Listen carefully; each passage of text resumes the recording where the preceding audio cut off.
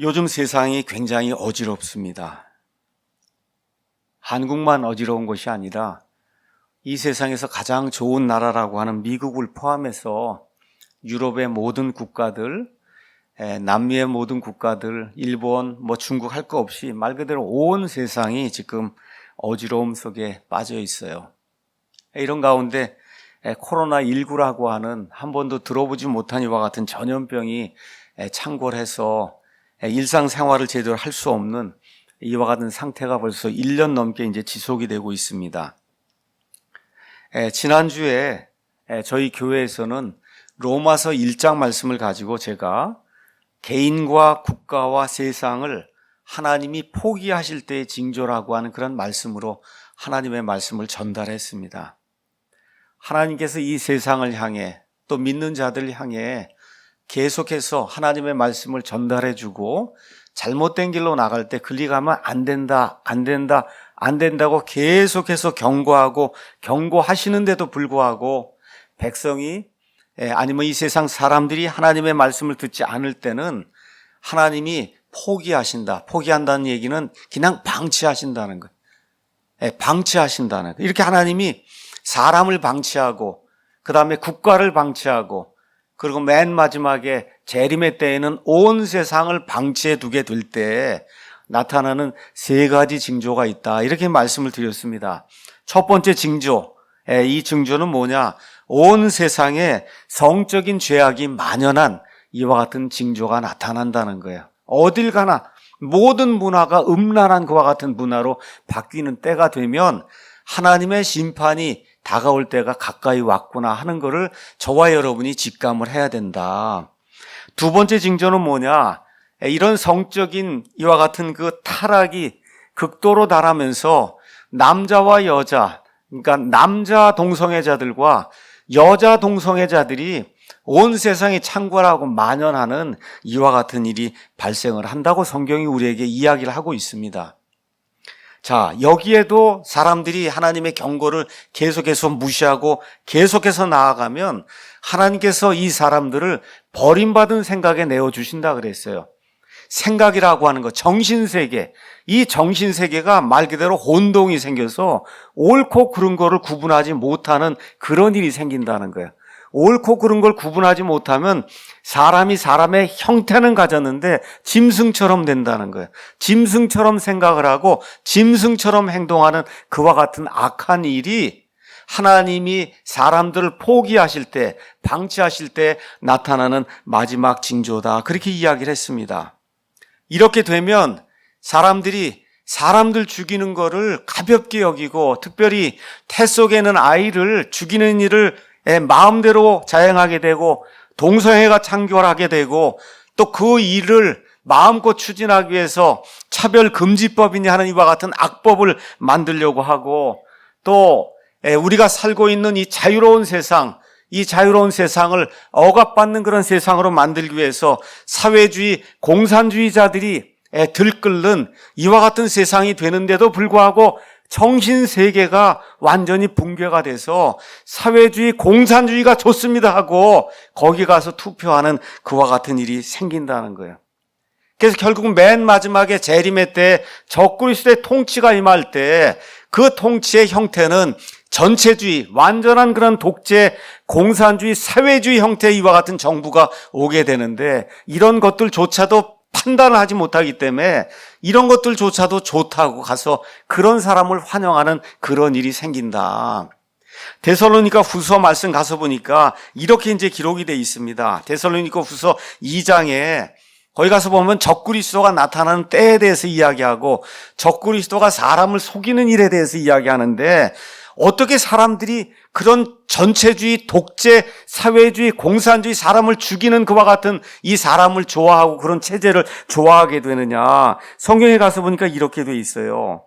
11절에 이런 까닭에 하나님께서 그들에게 강한 미혹을 보내사 그들이 거짓말을 믿게 맨 마지막 때에 사람의 상태가 이렇게 정신세계가 붕괴가 되면 하나님이 강한 미혹, 속임수 같은 걸 이렇게 보내면은 사람들이 그걸 믿게 된다는 거예요. 정신세계가 붕괴가 돼서 이러한 때에 나타난 사람이 바로 적그리스도고, 이 적그리스도가 완전한 독재를 통해서 온 세상을 통치하는 그런 일이 맨 마지막 때 일어난다고 성경이 우리에게 이야기를 하고 있습니다.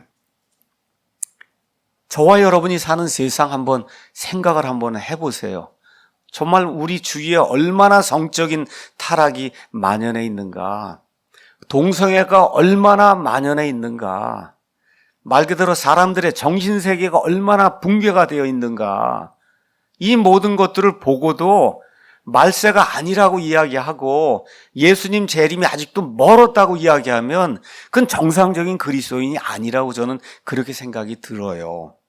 정말 우리가 사는 세상이 어디로 가는가, 많은 사람들이 앞으로 유토피아가 이루어지고 더 좋은 세상이 오지 않겠느냐, 핸드폰이 나오고 더 좋은 차가 나오고 더 좋은 집이 나오고 이렇게 되니까 더 좋은 세상, 더 밝은 세상이 오지 않겠느냐, 이렇게 이제 생각을 하는데, 제가 여러분에게 좀 실망스러운 그런 말이지만 먼저 말씀을 드리면 그렇지 않습니다, 여러분.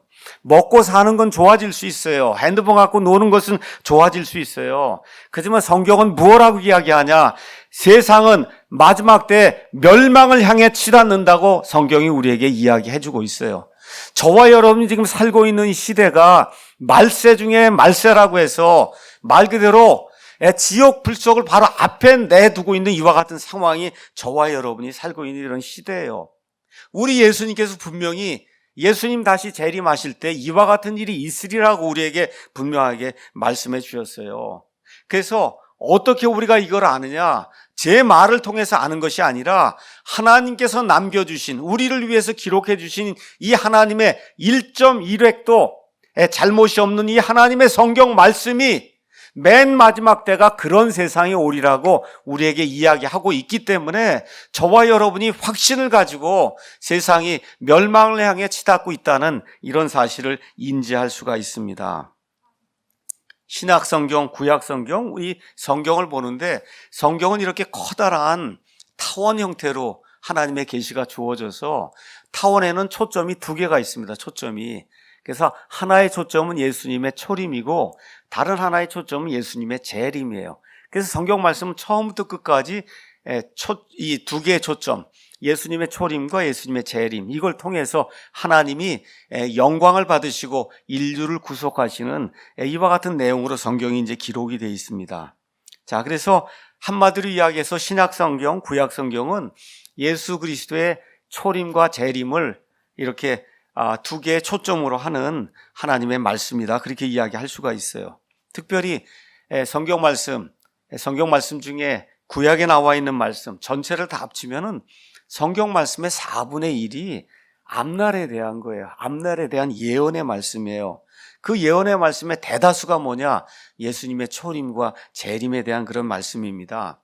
그런데 초림보다 재림이 훨씬 많아요. 재림에 대한 말씀이 얼마나 많냐? 8배 정도나 많아요. 이 안에 많은 예언의 말씀이 있는데 그 예언의 말씀의 다수가 예수님의 초림과 재림에 대한 건데 특별히 재림이 예수님의 초림에 비해서 8배나 많다. 그래서 저와 여러분이 성경을 읽을 때 구약 성경의 이사야서, 대언서 그 이후부터 말라기까지를 우리가 대언서라고 이야기합니다. 그 대언서의 주제는 예수님의 재림이에요. 예수님께서 천년 왕국을 이루시는 것, 예수님의 재림, 이것이 이사야서 그 이후부터 말라기까지 나오는 그런 전체 내용이다, 그렇게 이야기를 할 수가 있고, 구약 성경은 앞뒤 문맥상 3분의 1 정도가 예수님의 재림에 대해서 이야기한다, 우리가 그렇게 이야기할 수가 있어요. 신약 성경에도 여러 가지 메시지가 있습니다. 우리가 구원받아야 하는 것, 구원받은 이후에 어떻게 살아야 하는 것, 그래서 구원과 성화의 말씀이 신약 성경에 가득 차 있는데, 이 구원 다음으로 신약 성경 안에서 구원 다음으로 가장 많이 나오는 메시지가 뭐냐? 여러분, 재림하신다는 메시지예요. 저와 여러분이 마태복음부터 시작해서 요한계시록까지 이 신약 성경 전체를 볼 때 가장 많이 나오는 거, 구원받아야 된다는 거, 물론 성화에 대한 말씀도 있지만 그 다음에 가장 많이 나오는 메시지가 뭐냐? 예수님이 내가 다시 오신다는 것. 사도 바울이 예수님께서 다시 오신다고 하는 그런 말씀을 기록해 놓은 재림의 메시지가 가장 많이 나옵니다. 신약성경에만 318번이 구체적으로 예수님이 재림한다는 그런 말씀이에요. 신약성경이 총 260장이 있으니까 다시 말해 한 장에 1.2번 이렇게 보시면은 한 장에 성경 한 장에 1.2회 정도 예수님이 다시 오신다, 다시 오신다, 다시 오신다는 그런 이야기예요. 사복음서에서 예수님께서 직접 20차례나 내가 다시 오신다, 다시 오실 때 징조에 대해서 말씀해 주시고 사도 바울도 50여 차례나 본인의 그 서신서에서 재림에 대해서 이야기를 하고 저와 여러분을 위해서 아예 요한계시록은 22장 전체가 다시 다 뭐에 대한 거예요? 예수님 재림에 대한 거예요. 그래서 예수님 재림에 대해서 이야기하면서 맨 마지막에 가서 보니까 22장 20절에 이 재림에 대한 모든 것들을 증언하시는 분께서 이르시되 내가 반드시 속히 오리라 하시는도다. 아멘. 주 예수님이요 과연 그와 같이 오시옵소서 하고 성경이 마무리가 되고 있는 거예요. 그러니까 신약 성경에 거의 대표적인 그런 메시지 중에 하나를 들라고 이야기하면 이것이 재림의 메시지다. 그러니까 우리가 바이블 빌리버로 성경 그대로 믿습니다 하고 이야기할 때는 어떤 사실을 믿어야 하냐? 예수님이 다시 오신다는 사실을 확고히 믿어야 되는 거예요. 예수님의 재림, 이 예수님의 재림이 저와 여러분에게 가장 복된 소식입니다, 여러분. 가장 복된 소식이에요. 구원받은 이후에 가장 복된 소식이 두 가지가 있어요. 하나가 부활이고 하나가 예수님 재림하시는 거예요. 이 두 가지가 우리에게 가장 복된 소식이고 재림이 우리에게 최종 영광을 주는 이와 같은 일이기 때문에 말 그대로 우리 몸이 부활해서 그래서 우리가 주님을 위해 행한 모든 일에 대한 판단을 받고 주님으로부터 보상을 받고 어제 제가 말씀드린 대로 하나님의 본성에 영원 무궁토록 참여하는 그 일이 구현이 되는 때가 바로 재림하시는 때다. 가장 영광스러운 그런 때이기 때문에 저와 여러분이 이 사실을 늘 마음속에 새기고 그리고 신앙생활을 해야 됩니다. 자, 예수님께서 재림 때의 징조를 우리에게 알려주셨어요. 재림의 때의 징조. 이것은 마태복음 24장 37절 39절에 나와 있는 것처럼 노아의 때와 같다. 그렇게 이야기를 해주시고 누가복음 17장 28절에서 38절에 있는 것처럼 롯의 때와 같다. 예수님이 내가 다시 오는 때가 있는데 그 때의 특징을 딱 간결하게 이야기하면 온 세상 모든 사람들 그 사람들이 하나님의 말씀을 듣지 않고 경고를 무시하고 나가다가 노아의 그 8명을 빼고는 모두가 다 익사해서 죽을 수밖에 없는 일이 생겼던 그 노아의 때 사람들의 마음속에서 상상하는 모든 것이 악해서 하나님이 세상을 만들고 사람을 만들 것을 보시고 슬퍼하시는 그런 때와 같다. 믿음을 보겠느냐 주님께서 말씀해 주신 바로 그런 때가 노아의 때예요. 롯의 때도 마찬가지로 동성애가 창궐하고 해서 그 소돔과 그 다음에 고모라 그 성에서 노아의 가족 4명을 빼고는 모두가 다 불과 유황에서 완전히 탈 수밖에 없는 이런 심판을 받았던 그와 같은 때, 이와 같은 때가 마지막 때라고 우리 예수님께서 직접 말씀해 주셨습니다. 근데 그 때의 특징이 제가 말씀대로 로마서에 나오는 하나님의 진노가 극도로 임하는 그러한 때와 똑같은 거예요. 성적인 이런 타락이 온 세상에 만연하고 여성 동성애자가 만연하고 남성 동성애자가 창궐하고 말 그대로 사람들의 정신세계가 붕괴가 돼서 그래서 자기가 신이라고 생각하고 하나님을 마음대로 대적해도 좋다고 생각하는 그런 악한 일이 이런 조그만 한 지역에서만 일어나는 게 아니라 온 세상에 창궐하게 되는 그런 때, 바로 그런 때가 바로 저와 여러분이 살고 있는 이런 때라고. 여러분 한번 생각을 해보세요. 10년 전에 동성애 이런 거 이야기를 나와서 어떻게 했어요? 창피해서 나오지도 못했잖아요.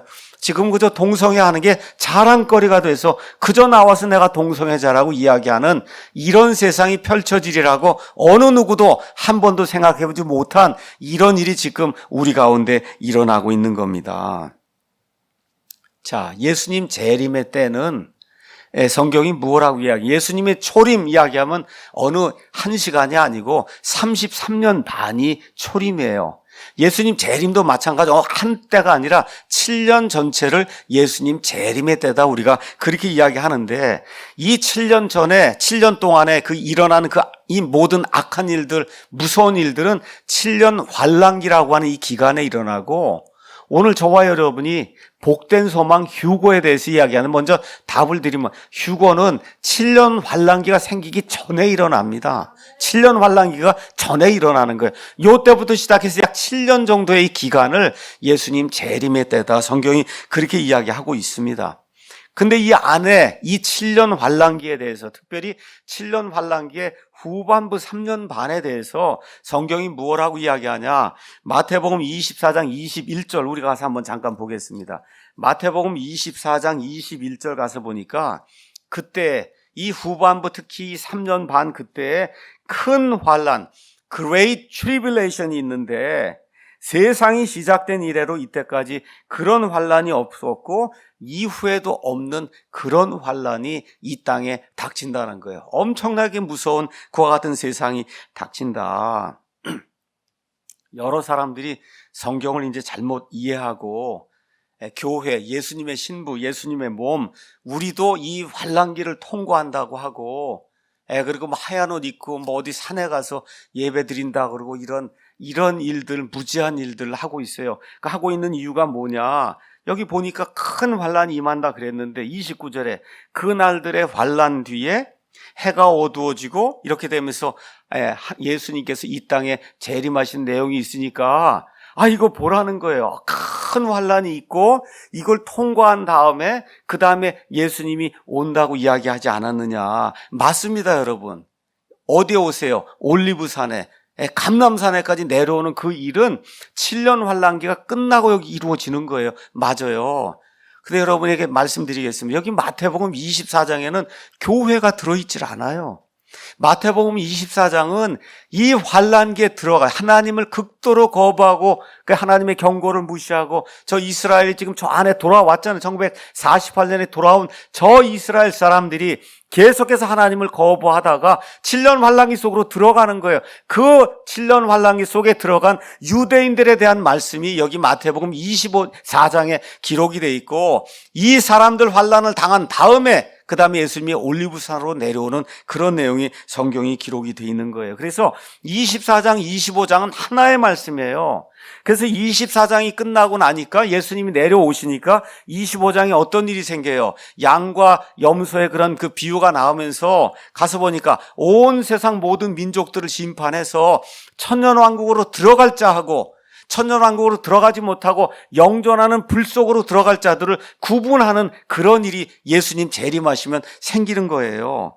자, 그래서 거기 가서 보니까 25장 32절에 뭐라고 이제 기록이 돼 있어요. 모든 민족들을 심판하신다. 유대인뿐만 아니라 땅에 남아있는 모든 민족들을 심판하세요. 심판하셔서 25장 34절에 하나님 보시기에 올바른 자들, 하나님의 은혜로 구원받은 자들, 이 자들에게 뭐라고 말씀하시느냐? 거기 가서 35절에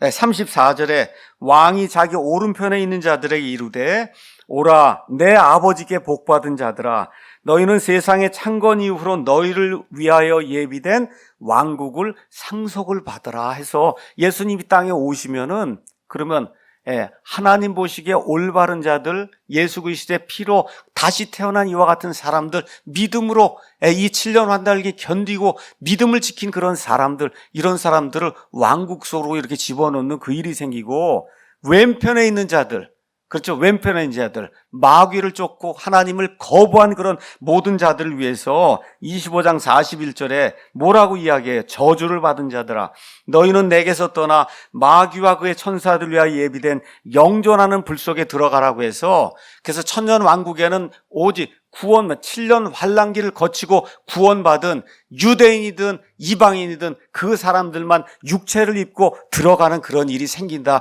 예수님이 그렇게 말씀해 주시는 거예요. 그러니까 마태복음 24장, 제가 오늘 왜 이야기를 하느냐, 자꾸 마태복음 24장에 그 환난들 뒤에 예수님이 재림하니까 환난을 통과해야 됩니다 하고 가서 환난 통과를 주장하는 분들이 있기 때문에 제가 말씀을 드리는 거예요. 그런 일은 생기지 않습니다. 요한계시록에도 가서 보세요. 요한계시록 19장 11절에 예수님이 흰 말을 타고 그리고 어떻게 해요? 지상에 강림을 하시잖아요. 그러고 나서 20장에 천년왕국이 이루어진다고 천년왕국이 이루어지고 그게 끝나고 난 다음에 21장 22장에 새하늘과 새 땅이 이루어지는 이런 구조로 되어 있기 때문에 성경을 저와 여러분이 잘 보셔야 됩니다. 제가 언젠가 한번 말씀드린 대로 하나님의 역사와 특별히 종말의 일정표라고 하는 그런 제목을 가지고 언제 한번 다시 성경의 연대기와 이 맨 끝부분을 설명하는 그런 계기를 이제 가질 겁니다. 자, 아까 제가 말씀드린 것처럼 우리는 교회에 속한 사람들이에요. 유대인이 아니에요. 교회에 속한 사람. 이 신약 시대에는 세 부류의 사람이 존재해요. 세 부류의 사람. 하나는 교회, 하나는 유대인, 하나는 믿지 않는 이방인들. 이렇게 세 부류의 사람들이 존재한다고 고린도전서가 우리에게 이야기를 해주고 있어요. 자, 그러면 많은 사람들이 예수님의 몸에 속한 여러분, 예수님의 몸에 속했잖아요, 우리가. 그렇죠? 예수님의 교회잖아요. 그렇죠? 예, 여기 예수님의 교회에 속한 이 사람들은 그럼 어떻게 되느냐? 제가 아까 말씀드렸잖아요. 답을 먼저 드립니다.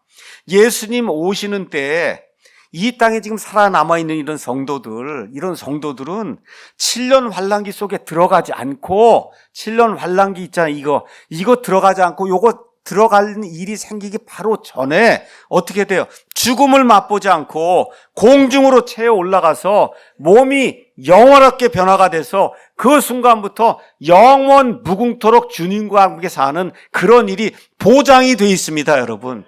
보장이 돼 있는 거예요. 보장이. 그러니까 천년왕국에 들어가는 사람들은 이 육신의 몸을 입고 들어가서 거기서 아들, 딸을 낳고 하는데 저와 여러분은 휴고를 받잖아요. 이게 들어가지 않고. 휴고를 받으면 더 이상 아들, 딸은 낳지 못하는 몸이 되는 거예요. 예수님 부활하신 그런 형태의 그런 몸이 돼서 공중으로 채워 올라가는 순간에 몸이 변화가 돼서 예수님의 몸처럼 변하는 그런 사람들이 되는 겁니다. 얼마 동안 영원 무궁토록 그런 몸을 갖는 사람이 되는 거예요. 이렇게 돼서 하나님의 본성에 참여하는 그런 사람이 되는 축복을 우리 예수님께서 예수님의 몸에 속한 교회, 예수님의 신부에게만 허락해 주신 거예요. 너무나 감사하게도 저와 여러분이 그와 같은 복을 받은 사람이다. 이걸 여러분에게 말씀을 드리고, 그리고 이 휴거에 대한 그런 내용을 좀 자세하게 이제 설명을 하도록 하겠습니다. 7년 환란기 왜 우리가 안 들어가느냐? 7년 환란기는 하나님의 진노가 무섭게 쏟아지는데요. 아까 말씀드린 대로 너무 사람들이 하나님의 말씀을 듣지 않으니까 노아의 때보다 더 흉악하게 그렇게 하나님을 대적하니까 하나님의 진노의 대접이 그냥 쏟아져 내리는 때가, 다시 말해 준지옥의 상태가 지속이 되는 때가, 그때가 바로 7년 환란기 때예요. 그래서 여기 가서 보니 데살로니가 전서 가서 한번 보도록 하겠습니다. 몇 구절만 제가 보도록 하겠습니다.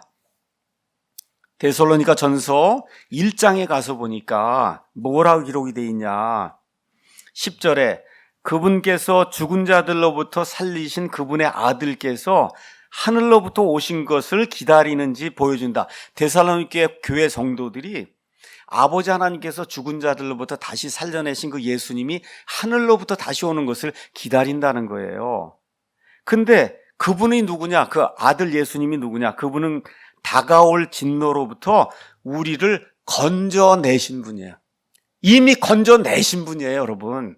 건져내실 분이 아니고 7년 환란기가 올 때 그 환란 당하는 성도들을 그때 가서 건져주시는 분이 아니고 이미 건져내신 분입니다. 그래서 안 들어가는 거예요. 안 들어가는 거다. 자, 데살로니가 전서 5장에도 가서 보시니까 뭐라 기록이 되어 있냐. 5장 9절에 하나님께서는 우리를 진노에 이르도록 정하지 아니하시고 우리 주 예수 그리스도로 말미암아 구원을 얻도록 정하시는, 여기 나와 있는 구원은 진노에서 구원받는 거예요. 하나님의 7년 환란기 그 진노에서 구원받도록. 그래서 교회는 들어가지 않는다. 그렇게 이제 말씀을 해주시고, 마지막으로 계시록 3장 10절 가서 보니까 하나님의 말씀을 온전히 지키던 필라델피아 교회, 이 필라델피아 교회 그 성도들을 향해서 여기 나와 있는 교회는 온 세상에 존재하는 교회, 시간을 따라 존재하는 그런 모든 교회, 그 교회를 향해서 말씀해 주시면서 신실하게 말씀을 지키는 자들에게 예수님께서 직접 말씀해 주시는 거예요. 10절에 내가 나의 인내의 말을 지켰은즉 나도 너를 지켜 시험의 시간을 면하게 하리니 그것은 곧 앞으로 온 세상에 임하여 땅에 거하는 자들을 시험하는 시간이. 이게 뭐예요? 7년 환란이잖아요. 온 세상에 임해서 땅에 거하는 자들을 시험하는 때가 아직 없었어요. 그게 이제 올 때가 되는데 그 시험의 때를 면하게 해주신다고 말씀해 주셨어요. 면하게 해주시는 겁니다. 거기 들어가지 않는 거예요. 그래서 일단 예수님 믿고 예수님 안에만 있으면 어느 누구도 7년 환란기에 들어가지 않는다. 환란기 이루어지기 전에 예수님 공중 강림하실 때 저와 여러분이 죽어있는 사람이 먼저 부활하고 저와 여러분이 공중으로 채워 올라가는 그 일이 우리를 위해서 남겨져 있다는 것을 꼭 기억하시고 오늘 말씀 한번 자세히 보도록 하겠습니다. 오늘 말씀은 데살로니가 전서인데 기록자는 이제 바울이고 기록 시기는 주후 한 53년경 이렇게 이제 우리가 이제 예측을 해볼 수가 있고 특별히 4장 5장에 재림과 그 휴거의 소망, 맨 마지막 때 이루어질 일들, 특별히 데살로니가 후서를 여러분 가서 보시면 2장에 맨 마지막 때에 나타나는 이런 징조, 적그리스도 이런 내용들이 아주 짧은 그런 서신인데 그 안에 아주 진하게 들어 있습니다. 자, 이 데살로니가는 그리스가 두 부분으로 구성이 되어 있어요. 윗부분은 마케도냐, 밑에 부분은 아가야 이렇게 되어 있고 이 아가의 중심 도시는 고린도, 아테네, 저 위에 중심 도시는 빌립보, 그 다음에 데살로니가. 데살로니가가 저 윗부분의 수도였어요. 이 수도, 바울이 2차 선교 여행을 가면서 이 교회를 이제 세웠습니다. 그래서 데살로니가 전서 1장 가서 보면 나무랄 데가 없는 그런 교회, 아주 순전한 그런 교회예요. 믿음의 행위가 있고 사랑의 수고가 있고 소망의 인내를 가진 그런 교회다. 오늘 부산 제1성서침례교회, 우리 인천에 있는 사랑침례교회가 믿음 때문에 생기는 행위가 있고, 그렇죠? 그래서 주님을 사랑하고 성도들을 사랑하기 때문에 수고하는 그런 일이 있고, 그 다음에 소망의 인내하면서 예수님 공중 강림하시는 그 일을 기다리는 소망을 가진 그런 아름다운 교회가 되기를 예수님의 이름으로 축원합니다. 이렇게 좋은 교회인데 이 교회에 문제가 있었어요. 어떤 문제가 있냐? 많은 사람들이 죽는 거예요. 예수님을 믿고, 그렇죠? 그리고 곧바로 이제 부활하거나 뭐 이렇게 생각을 했는데 많은 사람들이 죽어나가고 묻히고 하는데 예수님이 재림을 안 하시는 거예요. 이제 이렇게 하다 보니까 죽은 사람들은 도대체 어떻게 되는가? 여기에 대한 퀘스천 마크가 이제 생겨서 사도 바울에게 그런 소식이 이제 들어간 거예요. 죽은 사람들은 어떻게 됩니까? 우리 살아남아 있는 사람들하고 죽은 사람들은 어떻게 됩니까? 그래서 바울이 특별히 시간을 내서 이 사람들에게 죽은 사람들, 이미 예수님 안에서 죽어 있는 사람들, 아직 살아남아 있는 이런 사람들, 이 사람들이 예수님 강림하실 때 어떻게 되는가, 이 관계를 이제 설명해 준 내용이 데살로니가전서 4장, 5장에 이제 나와 있습니다. 자, 사람에게 이제 가장 큰 문제가 뭐냐? 죽는 거예요. 죽는 게 가장 큰 문제입니다. 지금까지 저도 만 61년 이상을 이제 살아왔는데, 태어나는 건 뭐 제가 원해서 태어난 게 아닌데, 뭐 죽는 것도 마찬가지겠지만, 아무것도 모르는 상태 세상에 쑥 나왔잖아요. 근데 이제 죽는 거는 내가 알잖아요. 내가 죽는 걸 이제 내가 죽는 거구나. 그렇죠? 병상에 누워서 아무 힘도 없고 이런 거 없는데 내가 이제 죽는 거구나. 이거를 느끼면서 죽죠. 특별한 일이 아니라 사고가 나서 죽는 게 아니라는 그렇게 대다수 사람들이 이제 죽는 거잖아요. 아무도 해결할 수 없는 문제가 바로 죽음이잖아요. 지금까지 살아온 사람들 가운데 그래도 좀 삶에 대해서 좀 생각을 해본 사람이라고 그런 사람이라고 하면 죽은 다음에 과연 애프터 라이프, 생명, 사람의 삶이 더 있을까 없을까? 그냥 소나 돼지처럼 죽어서 없어지면 그냥 고기 먹고 그러면 끝나는 거잖아요. 이게 이렇게 되고 마는 건가? 사람도 그냥 저 흙 속에 들어가고 나면 다 썩으면 그러면 끝나고 마는 건가? 여기에 대한 이런 생각들을 사람이라고만 누구나 다 가질 수밖에 없는 거예요. 사도 바울 당시에 이교도들, 이 그리스 사람들 역시 죽음 이후의 그 삶에 대해서 많은 생각을 했어요.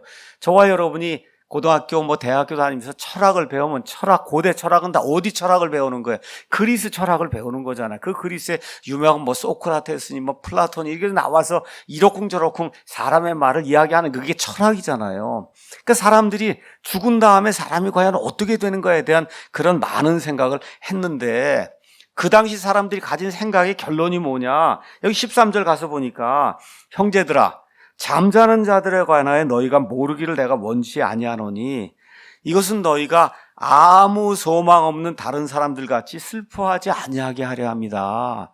그러니까 예수님을 가진 사람은 소망이 있는데 그 당시를 사람들 돌아보니 그 사람들에게 죽음 다음에 소망이 있다 그래요? 없다 그래요?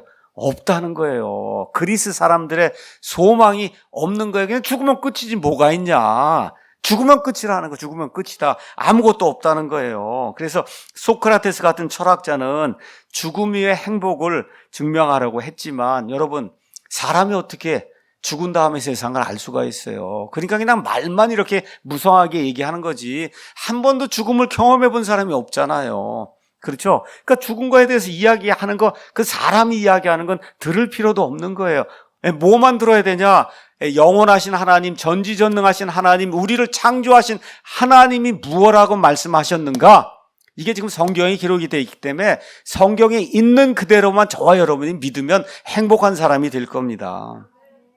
자, 그래서 어떻게 생각했냐? 죽음 다음에 끝이다. 그 다음에 또 하나 이제 개발한 게 뭐냐? 그래도 사람이 짐승하고는 다르니까 다시 또 태어나지 않겠느냐? 윤회. 그래서 이 세상에서 잘 살면은 그러면 사람으로 다시 태어나고 못 살면 소도 되고 돼지도 되고 이렇게 태어난다는 이런 윤회를 믿은 거예요. 근데 그게 그때만 그런 게 아니에요. 지금 이 시대에도 마찬가지예요. 지금 이 시대 현대인들에게 가서 물어봐요. 똑같아요. 죽으면 끝이지 뭐가 있느냐 이렇게 얘기하거나 윤회한다거나 둘 중 안에 하나 믿지 않는 사람 가서 물어보면 둘 중 안에 하나 얘기할 수밖에 없어요. 자, 이런 사람들 가운데 데살로니가 교인들이 교회를 형성했는데 여기 부산 성서 침례교회나 무리교회 조그만 저런 무리만 있고 밖으로 나가면 다 이 교도들이 죽으면 끝이지 뭐가 있냐고 이렇게 얘기하는 세상 속에서 사니까 답답한 거예요. 그렇죠? 답답한 거예요. 내 믿음의 확신도 좀 가져야 되겠고 옆에 있는 사람들에게도 내가 믿는 믿음에 대해서 이야기도 좀 해야 되겠고 한데 너무너무 답답한 거예요. 사도 바울이 거기에 한 달 정도밖에 머무르지 않았어요. 그러니까 한 달밖에 머무르지 않았으니까 바울이 설명을 해주고 했어도 이거를 마음속에 깊이 집어넣고 이거를 마음속에 새기는 그 일을 할 수 있는 그런 시간이 없었기 때문에 바울을 통해서 무언가를 좀 정확히 알고 싶습니다 하는 그런 생각이 이제 들었던 거예요. 자, 그래서 이 사람들이 세 가지를 지금 이제 묻고 있는 거예요.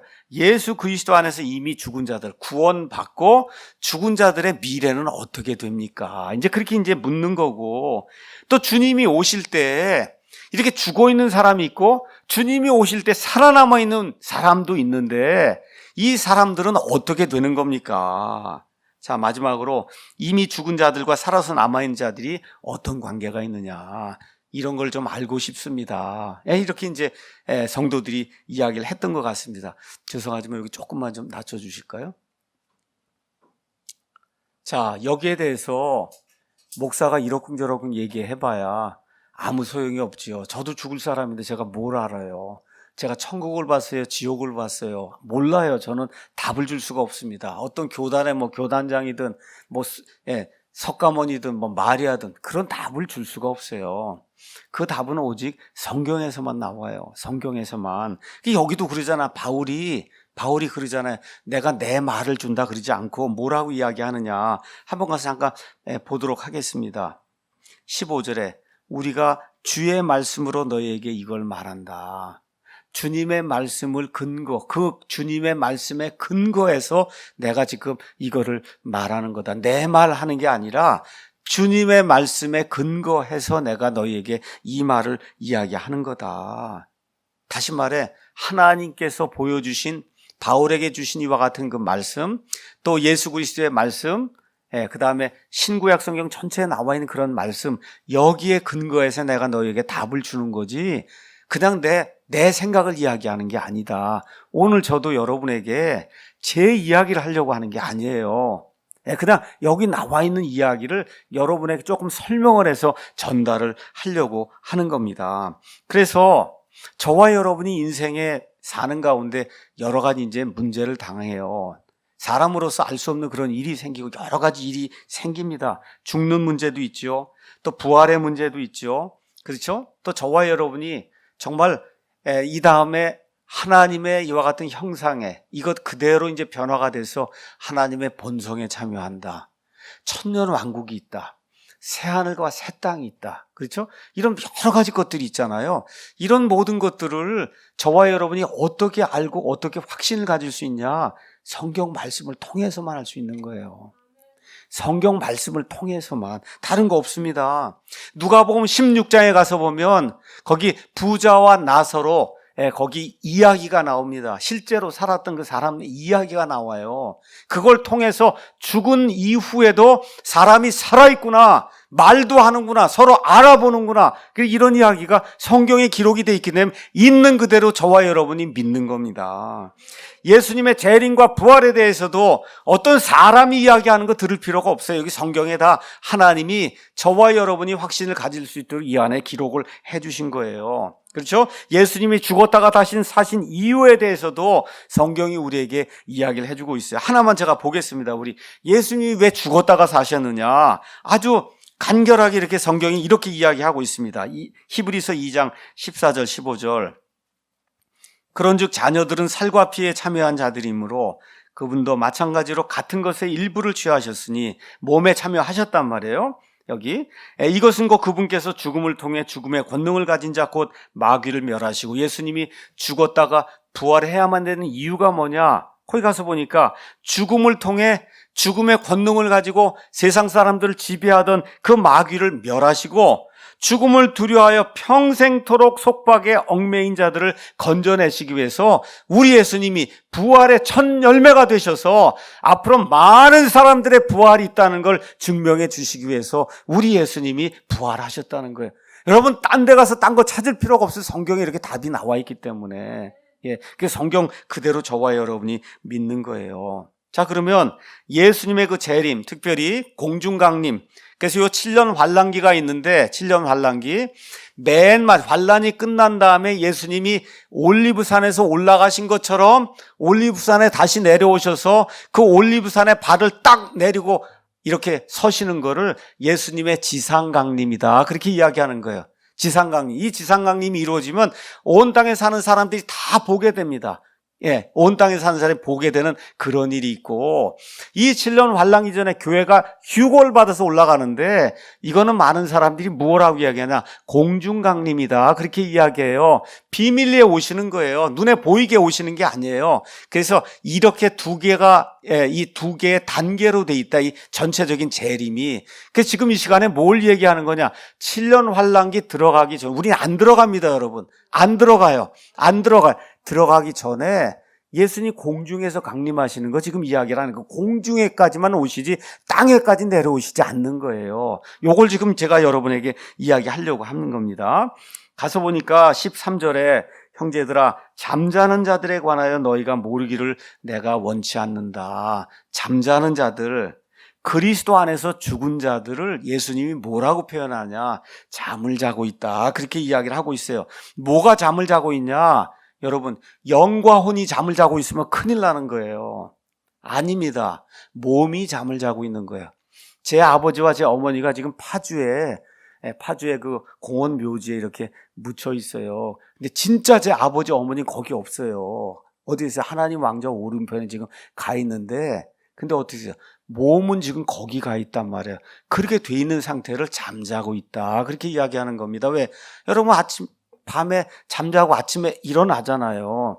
그러니까 잠자고 있으니까 이제 일어날 때를 기다리고 있다, 그 얘기를 하는 거예요. 다른 거 아니에요. 일어날 때를 기다리고 저 무덤에서 기다리고 있는 거예요. 자, 그럼 사람이 죽는 순간에 어떤 일이 생기냐? 죽는 거는 사람이 영과 혼과 육으로 구성이 되어 있는 삼위일체적인 그런 존재인데 이 몸에서 영과 혼이 분리되는 거를 성경은 죽음이라고 이야기를 해요. 죽음.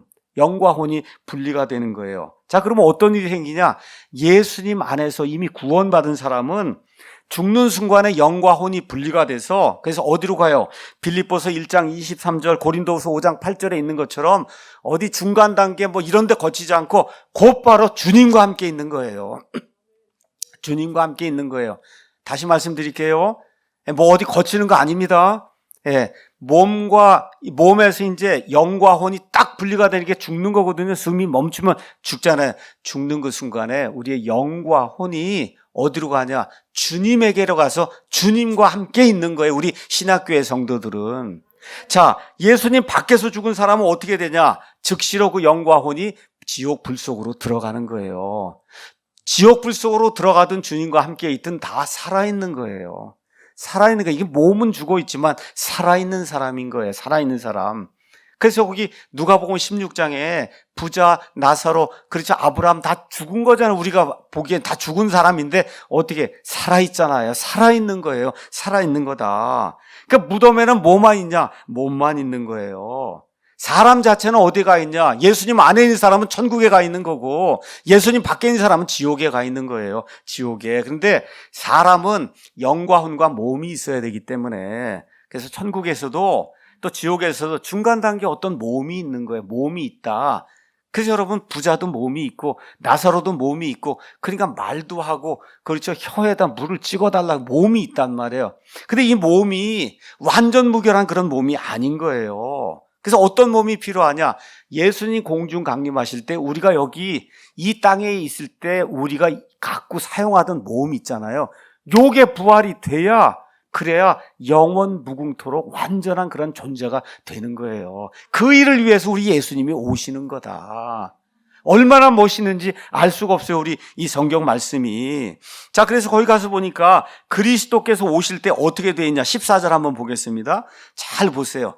우리가 예수님께서 죽으셨다가 다시 일어나셨음을 믿을진데 이게 무슨 얘기예요? 구원받았다면 그와 같이 예수님 안에서 잠자는 자들도 하나님께서 그분과 함께 데려오신다는 거예요. 그러니까 예수님 오실 때 누가 오냐? 예수님 안에서 구원받은 자들이 같이 온다는 거예요. 같이 오려면 먼저 가 있어야 같이 올 거 아닙니까?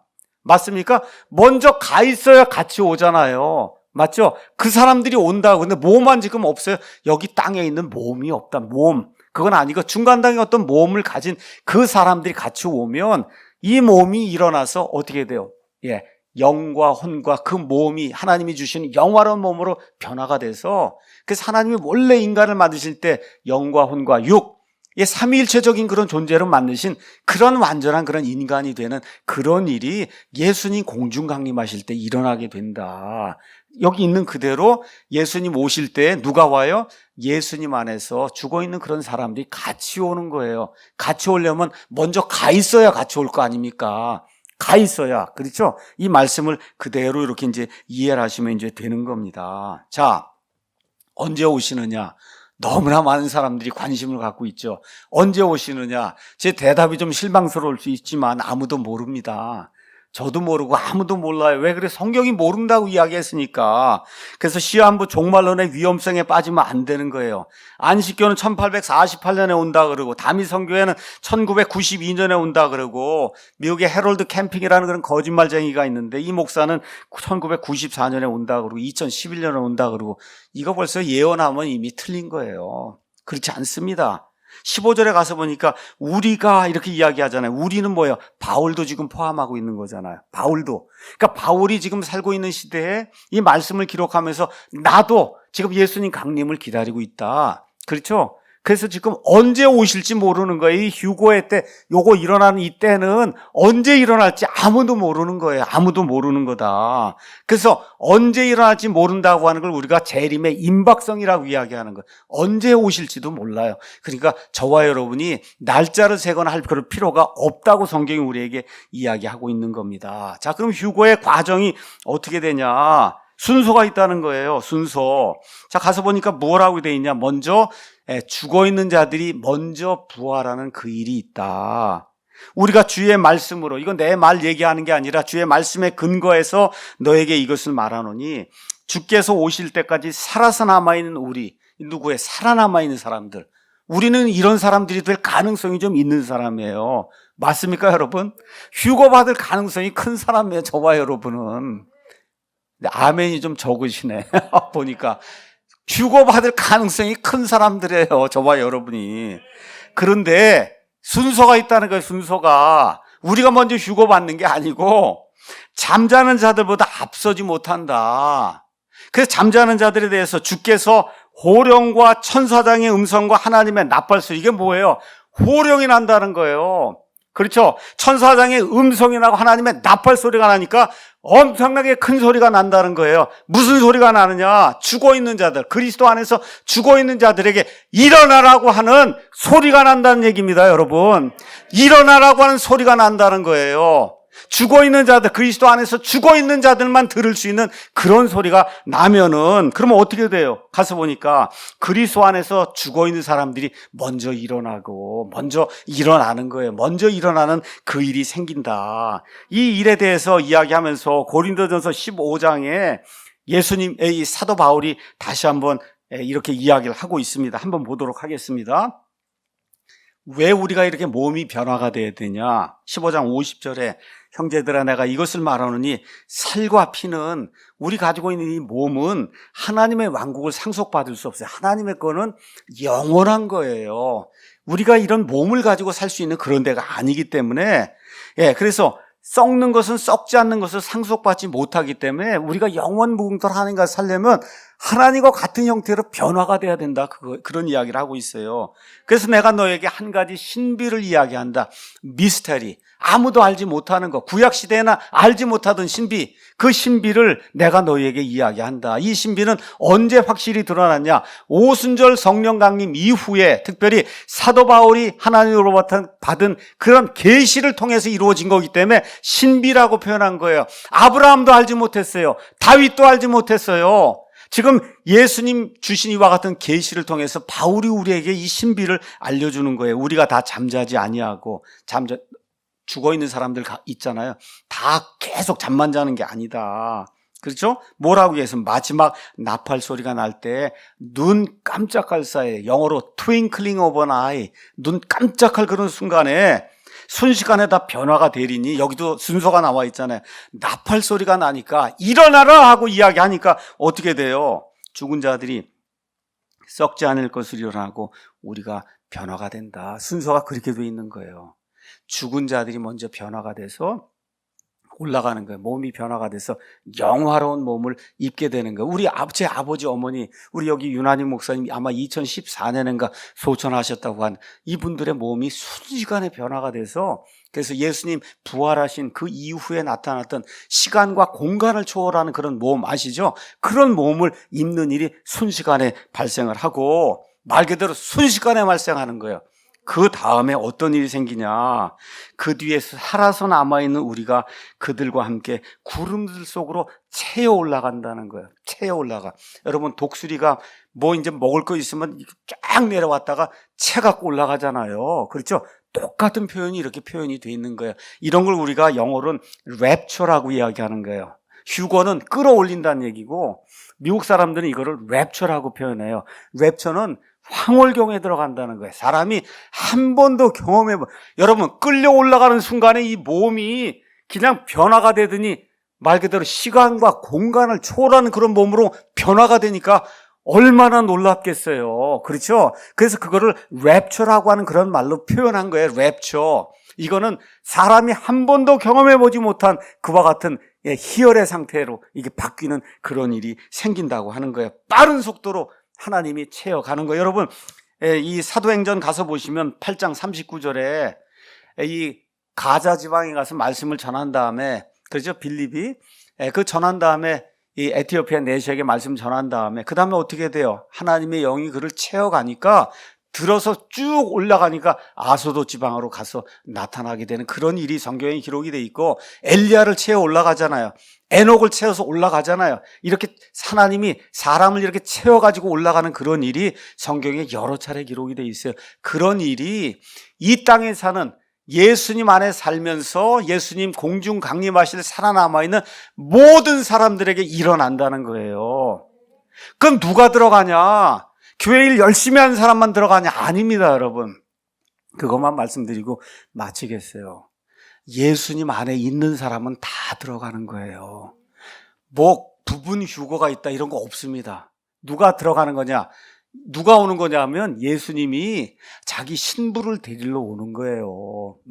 요한복음 14장에 너희는 마음에 근심하지 말라 이야기하고, 내가 가서 처소를 예비하러 가노니 처소가 예비되면 그러면 내가 너희에게 다시 와서 너희를 나 있는 곳에 데려간다 그랬잖아요. 너희가 누구예요? 예수님의 신부잖아요. 여러분 예수님의 신부 맞습니까? 예수님의 신부 맞아요? 맞으면 들어가는 거예요. 올라가는 거예요, 여러분. 맞으면은. 근데 제가 늘 말씀드렸듯이 예수님이 이게 몸이잖아요, 이 몸. 그렇죠? 예수님이 머리고, 그렇잖아요. 이 몸에 속한 사람은 다 가는 거예요. 손톱이든 발톱이든 털이든 뭐든 다 올라가는 거예요. 근데 가짜 모피 이런 거 해서 하고 있으면 못 올라갑니다, 여러분. 아무리 좋은 게 있어도 안 되는 거예요. 예수 그리스도 안에만 있으면 올라가는 거예요. 또 어떤 분들이 계속 질문해요. 요 근래에도 우리 아이는 어떻게 됩니까? 예수님도 모르고 아무것도 모르니 갓난아이는 어떻게 됩니까? 갓난아이도 올라갑니다, 여러분.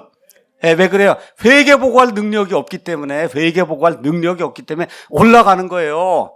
정신지체 이런 장애를 갖고 있는 분들 가서 복음 전해야 못 알아듣잖아요. 이런 분도 올라가는 겁니다, 여러분. 올라가는 거예요. 그래서 예수님 안에 있는 자들, 그렇죠? 회개보고할 수 있는 그런 능력이 없는 자들, 성경 말씀에 근거해서 그날 올라가는 겁니다. 예수님께서 호령과 천사장의 음성과 하나님의 나팔 소리와 함께 공중에 강림하실 때 죽어있는 자들이 먼저 일어나고 살아서 남아있는 우리가 그들과 함께 공중으로 채 올라가 어떻게 돼요? 주님과 함께 존재하게 되는 거예요. 그래서 17절에 그리하여 우리가 항상 주와 함께 있다. 이제 더 이상 이 세상의 모든 고통, 아픔 이런 건 이제 다 잊어버리는 거예요.